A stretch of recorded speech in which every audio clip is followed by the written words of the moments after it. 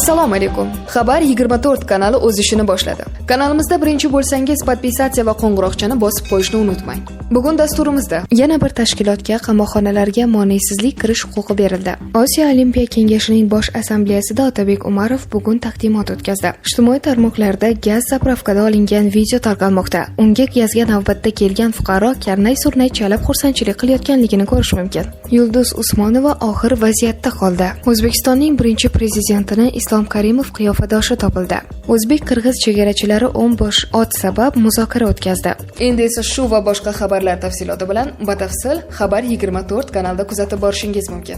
Yana bir tashkilotga qamoqxonalarga moneysizlik kirish huquqi berildi. O'zbekiston Respublikasida korrupsiyaga qarshi kurashish tizimini takomillashtirish munosabati bilan O'zbekiston Respublikasining ayrim qonun hujjatlariga o'zgartirish va qo'shimchalar kiritish to'g'risidagi qonun 2021-yil 19-noyabrdan kuchga kirdi. Qonun bilan Jinoyat ijroiya kodeksi jinoyat ishini yuritish chog'ida qamoqxonada saqlash to'g'risidagi hamda ma'muriy qamoqni o'tash tartibi to'g'risidagi qonunlarga qo'shimcha kiritildi. Endilikda qonun bilan Korrupsiyaga qarshi kurashish agentligi xodimlari korrupsiyaviy huquqbuzarliklar sodir etilishini o'rganish va tahlil qilish uchun jazoni ijro etish muassasalariga moneysizlik kirish hujjatlar bilan tanishish huquqiga ega bo'ladi. Osiyo Olimpiya Kengashining bosh assambleyasida Otabek Umarov bugun taqdimot o'tkazdi. Bugun Birlashgan Arab Amirliklarining Dubay shahrida Osiyo Olimpiya Kengashining bosh assambleyasi bo'lib o'tadi. Mazkur tadbirdan avval tashkilot ijroiya qo'mitasining yig'ilishi bo'lib o'tgan. Yig'ilish kun tartibida qit'amiz sportida kutilayotgan yirik kompleks musobaqalarda tayyorgarlik ko'rish bo'yicha fikrlar almashilgan. Ma'lum qilinishicha, bugun o'tadigan 40-bosh assambleyasida tashkilot vitse-prezidentlari, jumladan Otabek Umarov olimpizm targ'iboti, uni yangi bosqichga olib chiqish, belgilangan kompleks musobaqalarga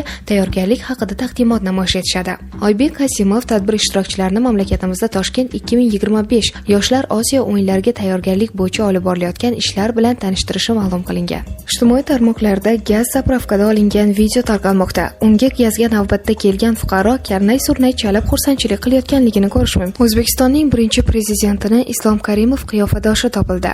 O'zbekistonda xizmat ko'rsatgan artist Ilhom Farmonovning o'g'li Islom Farmonov Instagramdagi sahifasida tashqi ko'rinishi O'zbekistonning birinchi prezidenti Islom Karimovni eslatuvchi odam bilan tushgan suratni joyladi. Islom Farmonov suratda "Sizlar ham o'xshatdinglarmi?" deb izoh qoldirgan. Post izohiga ko'plab foydalanuvchilar haqiqatan ham suratdagi inson Islom Karimovga o'xshashini yozgan. Foydalanuvchilardan biri bu insonning ismi Alisher Rahimov va birinchi prezident kabi samarqandlik ekanligini aytgan. Ba'zi foydalanuvchilar hazil tariqasida ba'zi takliflarni yozib qoldirgan. Tirik ekanlar-ku, qaytarib olib kelib qo'yinglar, benzin narxini tushirib bersinlar, dedi izoh qoldiruvchilarning biri.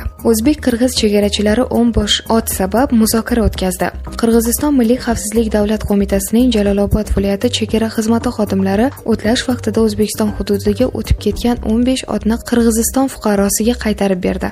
Qirg'iziston chegara xizmati xabariga ko'ra, 17-noyabr kuni So'qoq tumani Orol qishlog'ida yashovchi fuqaro O'zbekiston hududiga o'tib ketgan otlarni qaytarib berishni so'rab chegarachilarga murojaat qilgan. Uning so'zlariga qaraganda, 14-noyabr kuni o'tlayotgan vaqtida otlarni bir muddat qarovsiz qoldirgan. Qayd etilishicha, otlarni qaytarish bo'yicha Qirg'iziston va O'zbekiston chegarachilari o'rtasida muzokara o'tkazilgan. Natijada barcha otlar Qirg'iziston fuqarosiga qaytarilgan. Ta'kidlash joiz, ikki respublika chegara bo'linmalarining bunday tezkor hamkorlikni Qirg'iziston-O'zbekiston qo'shma davlat chegarasidagi muammoli masalalarni samarali va tezkor hal etish imkonini beradi. Yulduz Usmonova og'ir vaziyatda qoldi.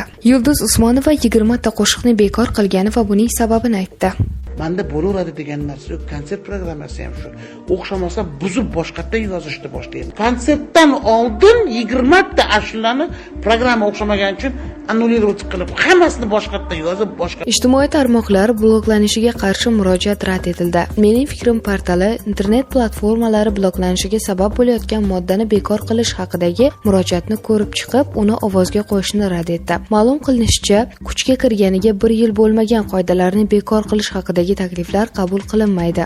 O'zbekistonda ijtimoiy tarmoqlar bloklanishiga sabab bo'layotgan shaxsga doir ma'lumotlar to'g'risidagi qonunning 27-moddasini bekor qilishni so'rab yuborilgan jamoaviy murojaatlarni veb portalga joylashtirish rad etildi. Mening fikrim, jamoaviy murojaatlar portali moderatori qabul qilingan paytidan 1 yil muddat o'tmagan hujjatga doir masala portalga joylashtiriladigan murojaatlarning predmeti bo'lishi mumkin emasligini bildirilgan.